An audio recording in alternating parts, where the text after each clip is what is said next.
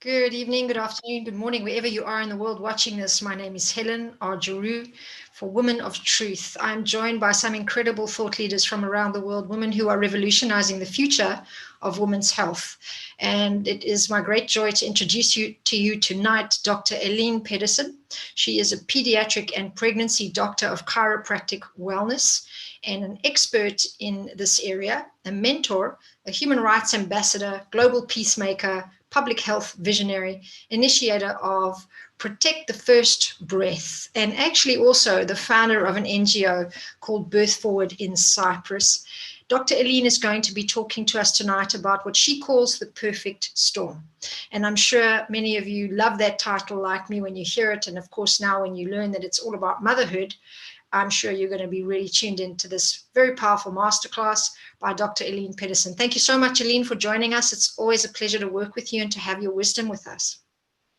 Thank you so much, Hellenique, and thank you for putting this program together. It's absolutely an inspiration and a joy to be able to be in a group which with so many beautiful people that are sharing their wisdom, because we all have nuggets of wisdom. It doesn't matter where you are in your life and what you do. I am sure I can learn something from pretty much every human being on this planet, and it's a subject that's very close to my heart when we're talking about women's health. And so I was very intrigued when you started pulling this particular program together, because I do believe that we have a duty and a duty really to share what we experience so we can help our next generation. And in the context of things going so much faster in life than it used to do. And I think we have before maybe a generation, like a profession would follow generations, like it will follow a family for many, many generations. Whereas now, we're lucky if we don't, we probably change even our career maybe 2 to 3 times in a lifetime, let alone our jobs. They're talking about, 17 to 40 times in a lifetime. You might change department or job or context in what you do. And as a woman, on top of that, we have the expectation of being a mother, bringing the household together often. Still, I think I'm lucky. I a little bit about my background first, but I'm lucky I grew up in Norway, so it takes me to that, because I grew up in a country where equal rights is pretty much there, like as good as it can get in this planet, probably, in terms of having an equal balance between the male and the female role in the home and sharing duties. And it's not everything that's in balance there either. Nevertheless, it's a lot different from many, many other countries that I've seen and experienced, even by living in Cyprus as well. And I think we have a high responsibility in terms of bringing it together at home, and often also maybe being the main person that brings home the money, or the person that's the main professional or the entrepreneur in the family. And a lot of single parents out there as well that has to do all of this, maybe by themselves. And some are even chosen to be single parents, which is amazing. And I really honor their choice to take on such a responsibility to both have children and a career, because it is tough. And I think there is something to say about these communities where the women are taken out of the normal life of the work and the home and everything, and given a space to be for their periods, even once a month, to just be and rest and take that energy to a deeper level, and then come back out into a normal community again. Or they go away when they give birth and they stay in a community where they're looked after, they are taken care of, and then they go back into the community. We don't have that in our society. We are literally thrown back into work 3 months after we have given birth. So when I grew up, I knew a little bit different story, because I could see the women giving birth. I could see them being home for a year. I grew up on a farm where my mom was home with me, and it was, an environment that was very different. My role model wasn't what I have seen through my work. It wasn't what I have learned through my work that I've had to deal with for many, many other women, or to help many other women to come through. So from having a very different role model myself and seeing that, wow, I could grow up, be with my mom, be in that environment, and in a very protected and safe environment where her attention was at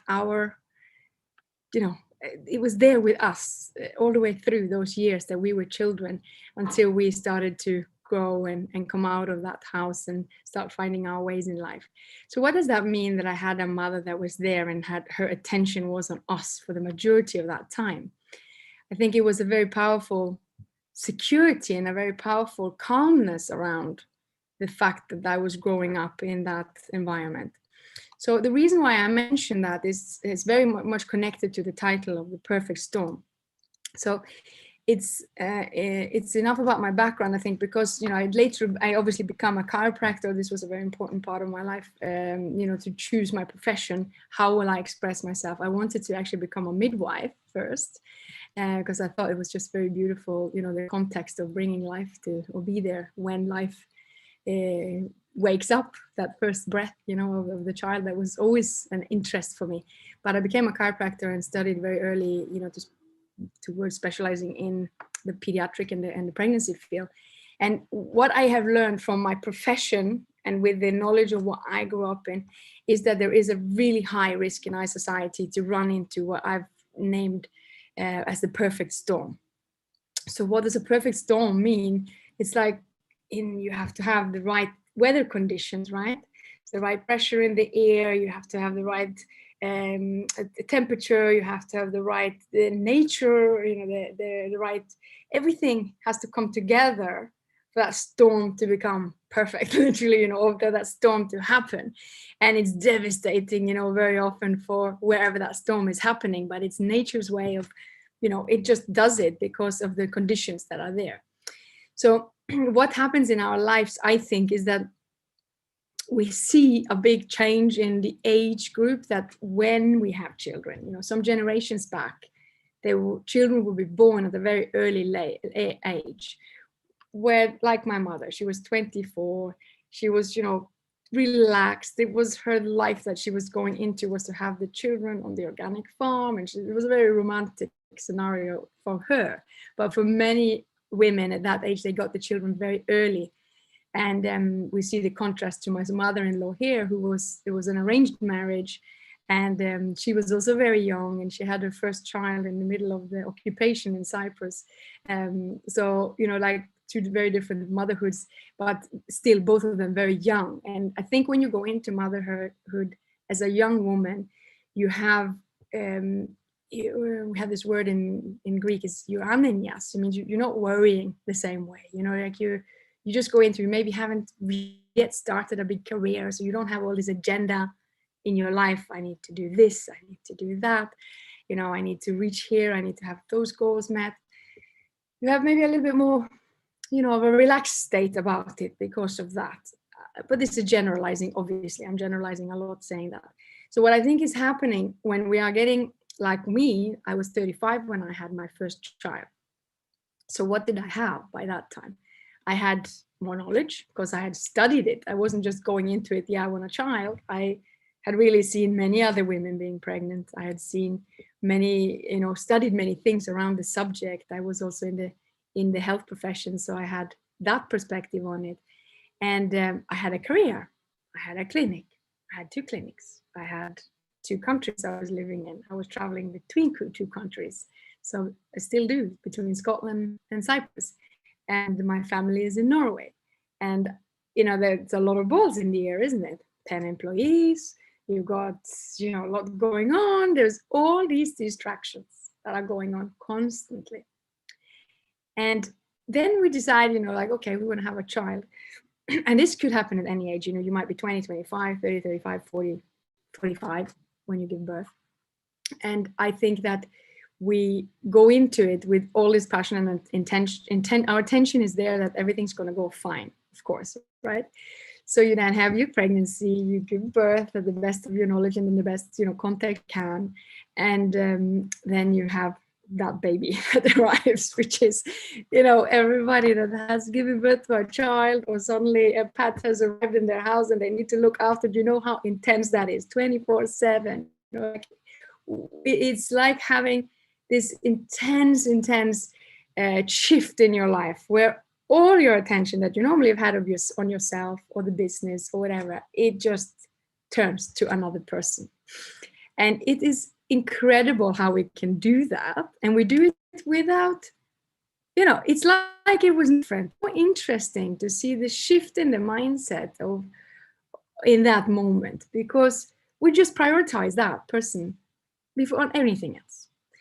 And I think for a while you can do that until that baby at least has established itself and it feeds, it starts to talk and walk and start becoming a person. But then what happens is that the pressure doesn't really change. You maybe have another child, maybe a third one, maybe a fourth one. There's one of my I can't mention the name, but a woman that I absolutely look up to, highly respected in a parliamentary setting, and she has 7 children. She's an absolute powerhouse of a woman, and manages to be literally at the top notch of like awareness while she has all these children at the same time. I'm like, well, how do they do it, these women? But what I think is the risk for many of us is that maybe we can do that. Maybe we have the power and the support and the money to have a lot of help, but the majority of us don't necessarily have that. So we get exhausted. There is just no other way around it. There is the sleep, there is the breastfeeding, it is this, that, and the other. Okay, it calms down a little bit. After a while, you get a little bit easier ride, and the baby goes up. You have a little bit more time maybe for yourself. After maybe 4 or 5 years, you start getting back into exercise again, unless you manage to do it earlier. And then you hit the road. Often in our cultures here, or as entrepreneurs, how many entrepreneurs have I seen that they go back to work, let's say, the next day? I had with my second birth, I had a 3-year-old, I gave birth, and 10 days after I gave birth, I had a massive story going on at work. But I couldn't just lock it out, like the clinic was at risk. I needed to deal with it. Didn't matter if I had a 10-day-old baby or not, like entrepreneurial women particularly run a bigger risk than somebody that's employed and at least get the 3 months off, right? Because we run our own businesses. So what happens then is, in my observation over the years, that we run a really high adrenal level. So you are running on a high, constantly, because you got to get in terms of the needs of the baby, the needs of yourself, the needs of your family, the needs of your business. And you have this rush hour. We've named it the rush hour of life, which is when all of that happens, right? The child is maybe going up to 4, 5, 10, 15 years old, and you still have maybe up to 20 years since that first baby is born that you have a dependency on you, maybe for life sometimes, depending on how and what's going on with the health of that child. So what then often happens is that we have that intensity with us. So we're running on this sympathetic drive. So I'm going to go a little bit into that, because I think it's important for the context to understand what that is. So we have 2 parts of our nervous system. Again, generalizing quite a lot, but there's 2 very important parts of our autonomic nervous system. The autonomic nervous system is the part of the nervous system that just drives its with life, basically. You're making sure you digest the food, you're making sure you are producing your hormones, you are making sure the heart rate is nice and calm and coping with whatever stress is going on. You are digesting, you are producing, you are cleaning, detoxing, right? This is all part of our autonomic nervous system, and particularly the parasympathetic nervous system, which is helping us to calm down. Is the housekeeper. I call it the housekeeper of the system, the one that's managing everything and making sure it's regulating itself and it's adapting to whatever's going on. Then we have the other side of it that is the has to do with the sympathetic nervous system, which is the fight-flight response, right? So the fight-flight response is the response you get if a mother suddenly sees a child in front of the car, she can lift the car. It's incredible power that's to your muscles, to your heart, for you to be able to do an action. We often explain this as it's if something is either chasing you to eat you, or you are chasing something to eat it. You don't need to digest your food at that time. You don't need to produce hormones at that time. You don't need to regulate at that time. You just need to get blood to your muscles and your heart to be able to run. So being, in a more, crucial environment, you could say, or a simpler environment that we are now, where we are living in a very protected scenario. We were living in the bushes. It's not that many generations ago that we were, living in nature and with nature. And we needed this expel of power for our fight and flight aspects. Now, that is a physical reaction, right? So it's a fight flight. It's a physical reaction that's going on. So the body is mobilizing for physical reaction, meaning that we have the power to do something that's is physical strenuous exercise. So what then happens is that when you are in our society where we are under constant stress, much higher level of stress, but it's constant. And of course, they were also mothers and they were also, looking after their children. But I don't think they were living so much in entrepreneurial world that we are, the kind of stress that we have. What I try to explain now is that we have more of a mental stress than a physical stress. So when there's lots of research behind it showing how it affects females differently from males, maybe because of the different ways we're driven brain-wise from left-right brain as well. It's got to do with that. But in terms of our hormonal exchange, there is a big shift because we are running on this adrenaline, cortisol aspects, and it's hugely affecting our system when we don't get back in to the relaxation, into that housekeeping mode, into that mellow place where we are balancing these two parts. Yes, we need the energy to be able to wake up, get that child up, feed the baby, but then we need to rest again. But when you are allowed to rest, you are on your phone to sort out something with the business, and you are running up and down doing everything else, and you do that for years. We're not talking about 3-4 months or a year. We're talking about years and years and years. There is an ongoing high level of stress, high level of sympathetic tone. We have effects of that. So stress can be physical, emotional, and chemical. It can be stress on different levels. If it's physical stress, we can balance it because we often we know how well we feel after exercise, because we are expelling that energy. We're using that energy that we keep mobilizing under our stress. So for myself, for my philosophy, for my work as a chiropractor, it's a lot about helping to balance that sympathetic tone, to bring down the sympathetic tone in the system so that we are in a more adaptable state.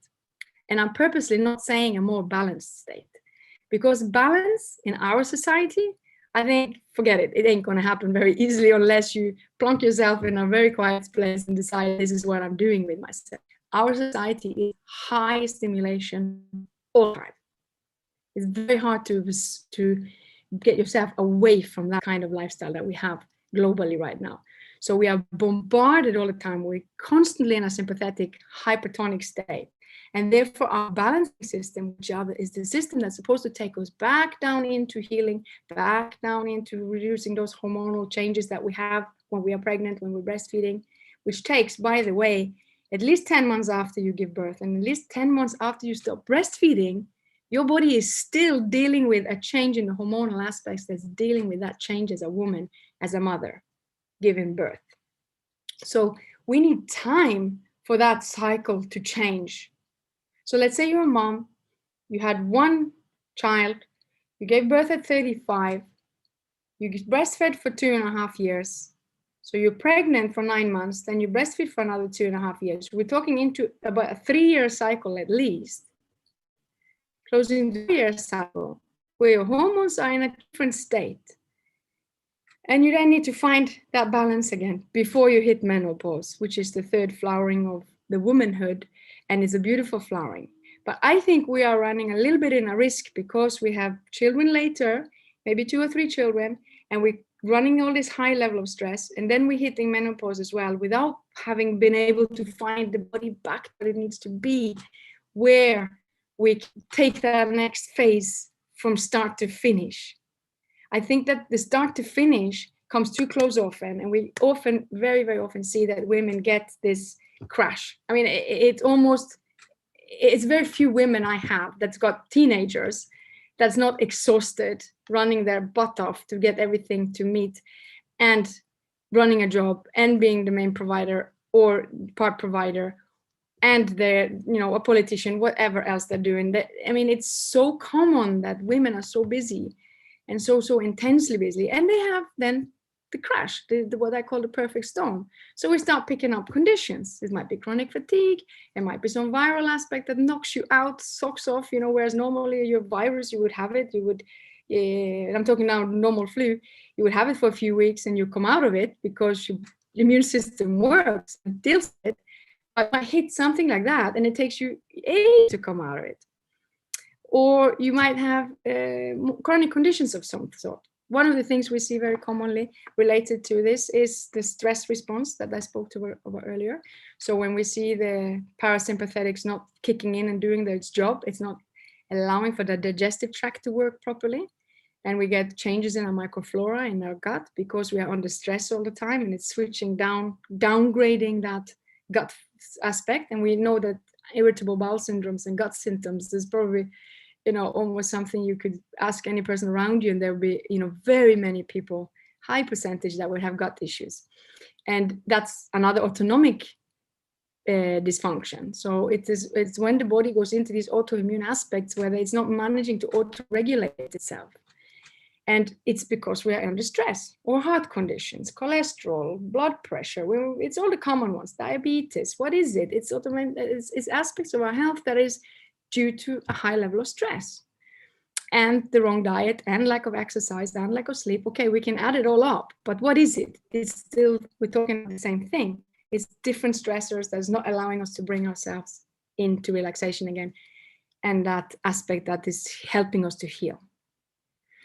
So I think risk from the women in general to hit this exhaustion, maybe 10 years after they give birth, sometimes earlier, is very common.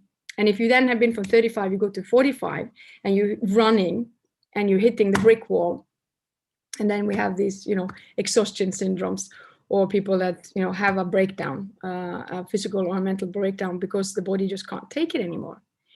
And it's too common. It's way too common.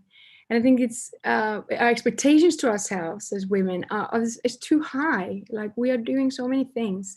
And I'm first one to vote for being one of them. I'm speaking to myself as much as anybody else.